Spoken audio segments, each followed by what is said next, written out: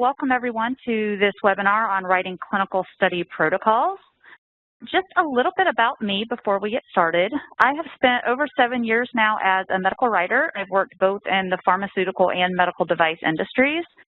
I actually started my own business about 5 years ago and support a lot of different companies as a consultant. And I've written a lot of different types of protocols. I've worked on early phase, pivotal, post-marketing studies. So on the pharmaceutical side, I've worked on phase 1 through 4 protocols. On the device side, I've done pivotal feasibility studies. I've done a lot of post-marketing studies. I've worked on protocols for combination products. So I've done most of the different types of studies that you can imagine. I've written protocols for or done protocol amendments. So as we go through the training today, I definitely want to kind of bring in some examples of protocols that I've worked on in the past to give you some kind of real-life examples of things that you might see as you're working on a particular study and working on protocols. The objectives of this webinar. The most important thing is we're really talking about the overall structure of a protocol and the regulatory requirements. So what is actually required in a protocol, and how do you write a good protocol so you can execute on a study and get the information that you need? First off, I want to make it very clear that a protocol is a legal document. And this document outlines the study plan for a clinical trial. It includes all of the different components needed to collect your data. It includes objectives, study design, methodology, details on the population to be studied, some of the details on statistical considerations and your planned statistical analyses. And then it also includes information on the ethical conduct of your study and how your study overall is organized. And a protocol is designed to answer very specific research questions. So when you're going about actually planning a clinical study, you're not just going into it collecting as much information as you can and then deciding later how you're going to analyze your data. You're designing your study and writing your protocol in such a way that you're collecting the very specific information and only that information to perform your pre-specified analyses.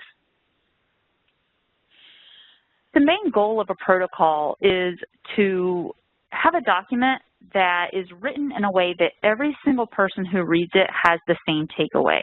So you want to make sure that there is no room for interpretation throughout your entire protocol. And you also want to make sure that the protocol is written in such a way and that your assessments are written clearly so that you're collecting the intended data to perform the intended analyses to answer specific questions that you have up front. So this sounds very simple, but it's actually a little bit harder than it sounds. So to do this, you really need to know your audience.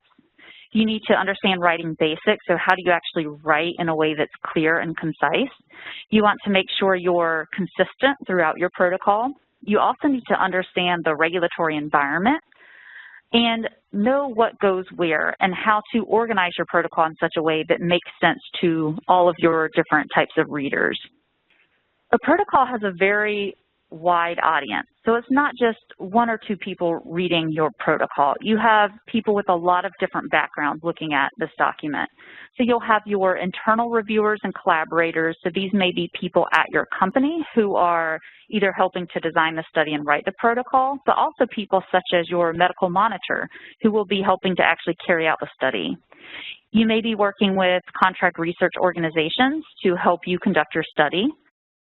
You'll also have to think about the site personnel. So these are your principal investigators, sub-investigators, anyone else at your clinical sites that will be involved in your study in any way. You also need to think about your IRBs and IECs. Then there's your regulatory authorities. So this is the FDA, all of the various divisions. That's in the U.S. You may be conducting a large global study, and in those cases, you'll have to consider all of these other local regulatory authorities as well.